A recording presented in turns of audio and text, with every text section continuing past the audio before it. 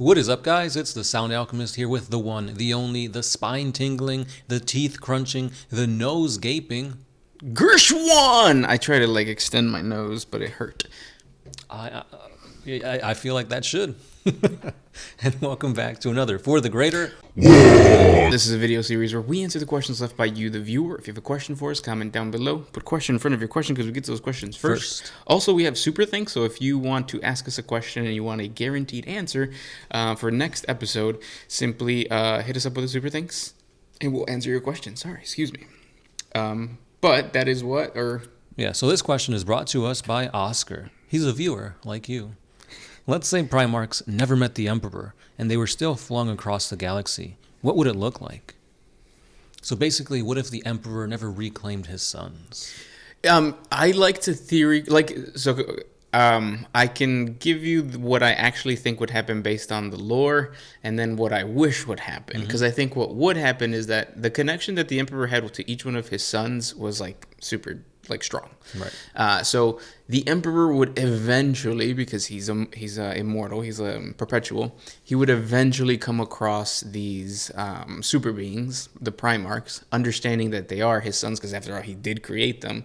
And I think maybe the bond wouldn't be as strong and there wouldn't be a Great Crusade, but I think ultimately the Emperor is still stronger than the Primarchs.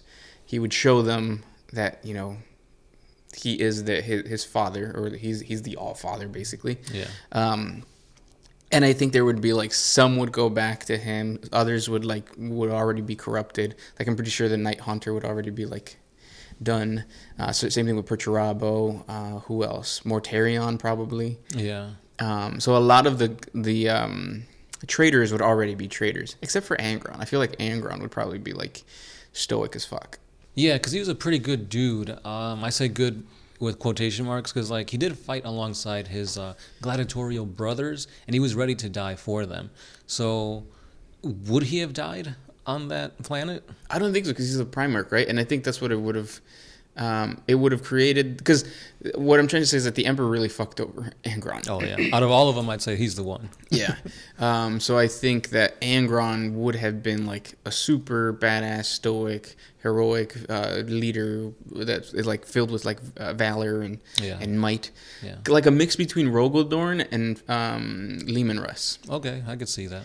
And then, yeah, I think that's what would happen. I think eventually, the Great Crusade wouldn't have happened, but eventually the Emperor would have come across them because he's a perpetual and the Primarchs live forever kind of thing. Yeah. So do you think they'll be each Primarch would create their own little civilization and stuff like that? That's what I wish would happen. Mm-hmm. That's what would be super awesome if because then that means that the Emperor is not embarking on the Great Crusade. He chose to stay on Terra. Maybe he chose to let humanity deal with their own thing. My Primarch project already got screwed, so screw it.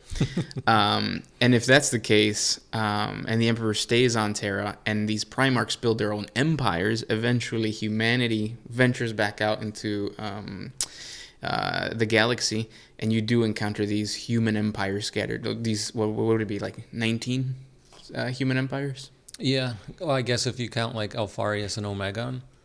Well, because I was going to say Rogaldorn was, he was on Terra. Right. And so was Horus, right? Horus Lupercal wasn't too far. Well, he was on, what's it called? Monarchia? Yeah, which is not, I think it's near the Sol System. Yeah.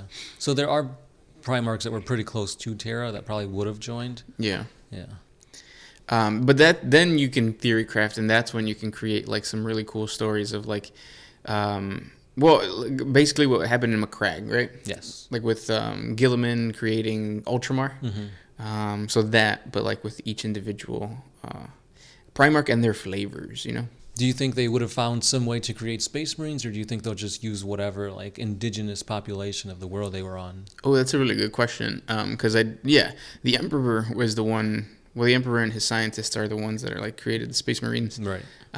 So I think some of them might create hybrids, because that's what Angron was doing, right, with the butcher's nails and stuff like that. But eventually, again, he got through that because getting into the Imperium and chaos and all that. That's where you can create your very own if you wanted a theory craft, you can create each individual Primarch creates its own version of a Space Marine. Mm-hmm. So you have like the Night Haunter creating basically a bunch of mini Batmans. Yeah.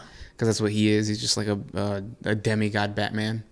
And then you have, I'm pretty sure like Gilliman would create some type of like Space Marine, very close to like a Space Marine type of thing. Because augmenting humans was normal. So Right. it would have happened. Yeah. Especially considering what we saw humanity do with like their golden age. Yeah. Who's to say these other Primarch-led civilizations won't reach that type of technology? Yeah, they more than likely would. And then at the same time, if you look at the origin story for most of the Primarchs, they all create armies. Right. Like I could easily see Perturabo doing like AI, Men of Iron type stuff. That would be badass. Yeah, like getting an STC with the Men of Iron or something. Yeah. But I mean, that's just kind of like a theory thing. Yeah. We'll never know. We'll never find out. It's all in our heads. Good question. Next one. This one's by Oscar again. What's a fan theory that you guys wish was official and makes 40K better? Ooh, a fan theory that makes 40K better. Let's think. Female Space Marines. No, I think the theory that the Emperor is becoming a god. I mean, yes, it's a theory because it hasn't been confirmed, but like everything's leading up to it. But I think that would work because then you have some type of apotheosis and like a mirroring to chaos, and you'll see the Imperium try to basically maybe schism and split, and you have some that worship the literal like corpse emperor and others that worship the material or immaterial like warp chaos emperor. Yeah. That would be a good one. It's hard because I'm thinking of like all of the different theories. I almost said the Star Child, but I don't know if that's because that's just going to add a whole nother element. Yeah. Children of the Emperor and stuff like that. I think it's rid of like, because it was canon at one point. It was, yeah, and then it wasn't. Yeah. And I think some of the theories along or for the Lost Primarchs would be kind of cool. Yeah. Like one of them was a woman. That would be kind of cool. Yeah. But yeah. Next question. This one comes from JMR8204. The Space Wolves can only recruit from Fenris, but since Belisarius cost stabilized a lot of things about the Primaris gene seed, could the Space Wolves, and especially their new successor chapters, recruit from other planets if they wanted to? Yeah, of course. I think that because like remember that the Space Wolves, their companies are chapter size. So a company normally has 100 Space Marines. Each company of the Space Wolves is 1,000. Yeah. If not bigger. And they have 13 companies, but they also have some lost ones and some that became Wolfen and stuff like that. Yeah, and I think some of them, when they go on crusade, they already are recruiting. Mm-hmm. And this is just like Space Wolves, Right. Not their successor chapters. Yeah. Successor chapters do recruit from other places other than Fenris, and we have a 40 facts video. I think so far there's only 3 canon successor chapters of the Space Wolves and 1 Chaos. Right. Yeah. So. Yeah, and the reason why they can get away with this is because they don't adhere to the codex. Right. They do things their way. It's more of like they're doing it just out of like the spirit of like, no, these guys have to come from our blood kind of thing. Mm-hmm. Next question. This one's by Daft Vadered. What would happen if a Krork appeared in an orc-held world or a ship? Technically, based on the lore, he would become a warlord. Yeah. He's the mightiest. He's the toughest. So the other orcs would fall in line. And that's kind of what happened at the Beast Arises, or in the Beast Arises, I think. Yeah, it's basically might makes right. If you're the strongest, if you're able to take out anybody that challenges you, or you take out the biggest orc, you basically become the one in charge. Right, yeah. Next question comes from Simon Teese. Why do the salamanders why are they so positive towards humanity? I think that was like their gimmick from the very beginning. They're like sacrificial, like they're dying not just for the emperor, but for the betterment of humanity. One of the first battles that the salamanders ever went on was the battles in the Tempest Galleries. So they basically went. They had not met up with Vulcan yet, and they had to destroy the last techno-barbarian kingdom on the planet so that the Unification Wars could end. and they had to go underground to basically destroy a force field that was protecting this techno-barbarian kingdom. And in there, they found like old men of iron or men of, yeah, I think it was men of iron or men of stone. And I think it was 3,000 Space Marines, which back then, I mean, they're salamanders, but back then they were just like their standard legion. And they all died. I think all but one man survived. And that like set the stage for like them being sacrificial lambs and being super supportive of like, we will take, or we will give up our lives for the betterment of, in that case, like the unification war and the military forces of the unification war. But now it's just like for humanity. Couldn't have said it better myself. Yeah. And then last question. This one's by Sounder420. What's your 40K origin story? I had a job at the mall 20 years ago where Dustin, Phil, Eric, Little Eric, and Lance would tell me lore about the Golden Throne. That's a good one.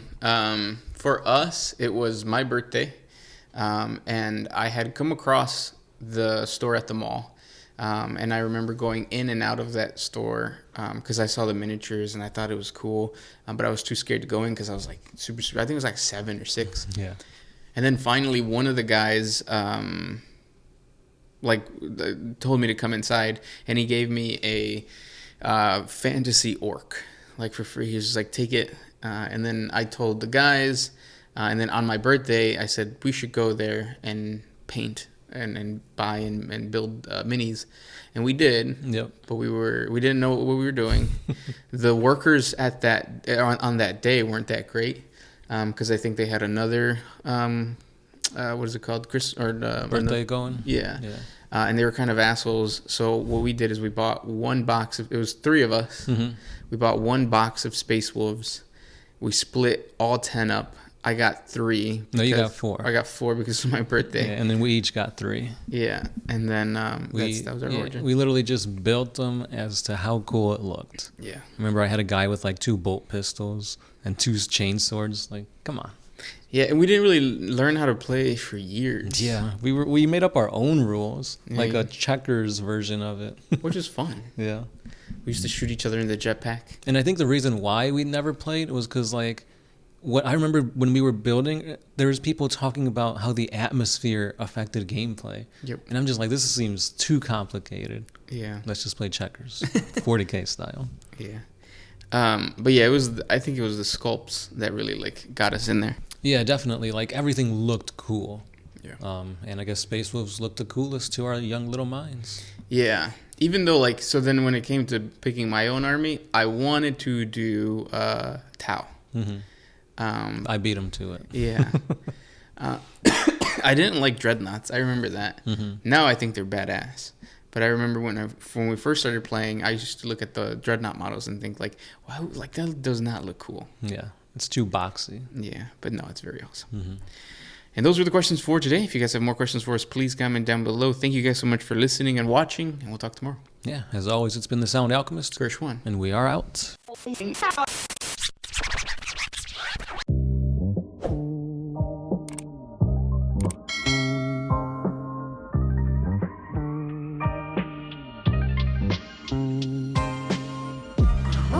used to put my freedom first in any situation.